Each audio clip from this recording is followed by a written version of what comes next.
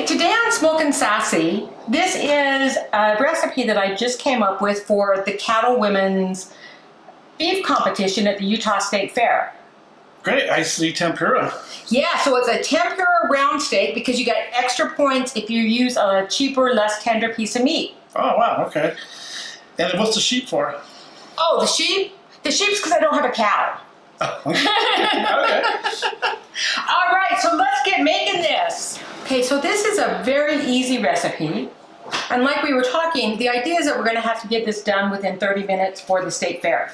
Right, yep. Okay, so we're gonna start off though with the tempura batter. This is equal parts cornstarch and flour. So this is 5 tablespoons flour, 5 tablespoons cornstarch, and just a little bit of salt. To that, I'm gonna add a ½ cup of ginger ale. Oh. Now you can do this with water, right? People do, but I like the ginger ale because it gives it the bubbles and it gives it a little bit more airiness. And that's what I like in my tempura, is that airiness. The other thing is you don't want to overmix this. And this always kind of happens, and I'm not gonna lie, I probably need to do a ½ cup and like 2 tablespoons of ginger ale. But when it's really thick like this, all I'm gonna do now is I'm just gonna add a splash of water. Oops, maybe more than a splash, we'll have to see what happens. Just to go ahead and get that to a good consistency. And I don't season it. Okay. Just like making pancake. Yeah, it actually is very much. The one warning I'll give you is not to overmix, which I'm getting close to. I even sometimes mix this just with a chopstick, not because I'm good with them, but because I saw that that's how it was recommended in an authentic Japanese video. Oh, but look, see, there we go. It's okay if you have some lumps. I just want it to be able to coat everything. Okay.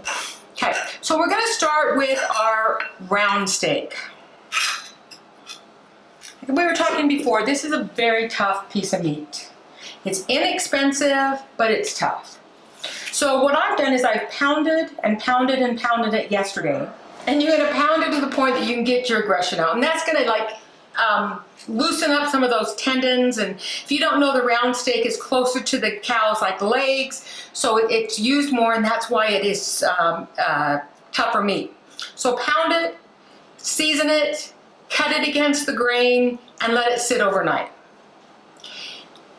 Then, because it's a round steak, we're not going to cook it quite as fast as we are the tempura vegetable. So I want to talk about it though, because the cooking is going to go pretty fast.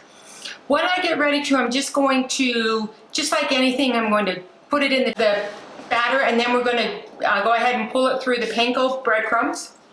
Same thing with the vegetables. You can use whatever assortment of veggies you want. I'm using sweet potatoes, onions, and carrots. I really love mushrooms with this. You know, asparagus, I tried it with broccoli. I wasn't as impressed with the broccoli. So I tried this in the air fryer with the vegetables, and I'm gonna say it didn't work well for me. So if any of our viewers have some tips on how to make tempura vegetables in the air fryer, I would love it if they'd let us know, because I want to try it. We'll definitely try it. Yeah. Okay, we're gonna go over to the stove and I'm gonna show you how this works. All right, so all we've done here is brown some butter. Now I'm gonna take my round steak, and I'm just gonna take a couple of pieces, and I'm gonna go ahead and dredge it into the tempura mix. And I'm using my hands. We're gonna get my hands messy. And then I will just go ahead and batter it with the breadcrumbs. Now, unlike a traditional tempura, because we do want this steak to cook a little bit more of a slow and easy, even though we only have a half hour, we still turned the temperature way down so that it's just not gonna cook really fast, but I need that to try and help tenderize a little bit the meat. All right, do not crowd your pan though, because we want the meat to cook. We don't want to cool down the temperature of the pan and all of that kind of jazz. Once you start to see that the meat is getting a little brown, go ahead and flip it, just kind of like a, think almost chicken fried steak. The other thing about these is that we want the steak to be a nice medium rare. Because it is a tougher piece of meat, again, if you overcook it, you're really going to be able to taste that it's an overcooked piece of meat. Again, once this is pretty much cooked, I'm just gonna dump it in the hot oil for just a second, just to help give it a little bit more of a crispiness. And then I'm just gonna pull it out and put it on a paper towel. This is something that you can't do a whole lot at one time, or it will overcook, and you do not walk away from this by any means. Do you have a certain temperature for your grease? Yeah, so you want your grease at about 400 degrees.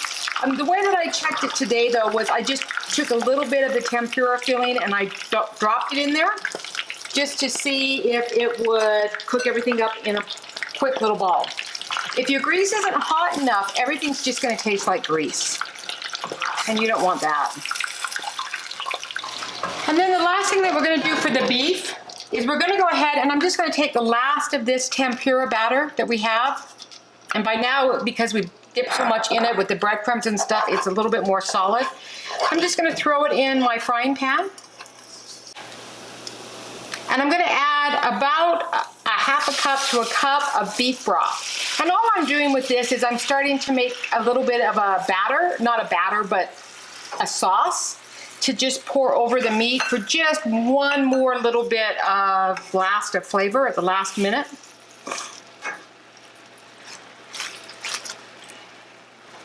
This isn't going to be a pretty sauce by any means, but I like it and it was tasty, and when we were practicing, everybody at the table liked it. So, you know, you go with what the group chooses. And then I'm going to just pull that off and I'm going to put it to the side.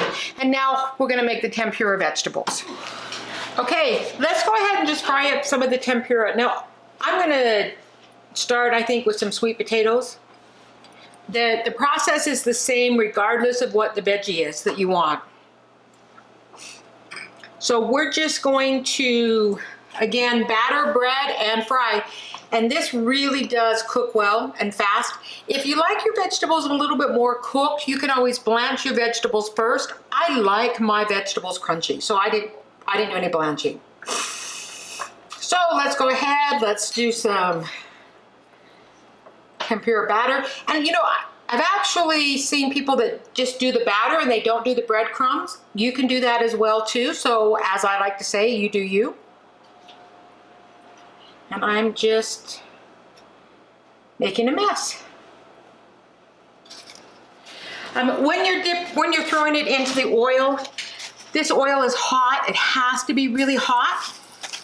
So one, don't have the oil too high up the pan, and just be careful as you drop it in.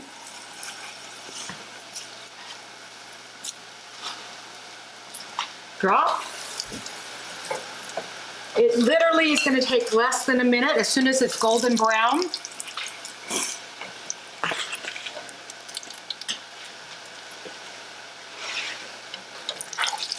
I'm going to just pull them out. And look how gorgeous.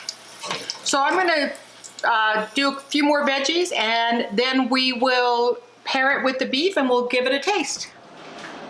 So that's the finished product? This is the finished product. So we have the tempura steak and then different vegetables. So let's try it. I'm gonna start with the veggie. You took the onion. I did. Oh. So good. I love tempura The vegetables. steak's really good. Is it? Yeah. And tender for round steak. It is. Hi guys, wish us luck. What do we want them to do? Subscribe. Hit the notification bell. If you want to leave a comment, go ahead. Check us out on Instagram, and we're here every Thursday. All right, and taste, savor, and enjoy. Bye.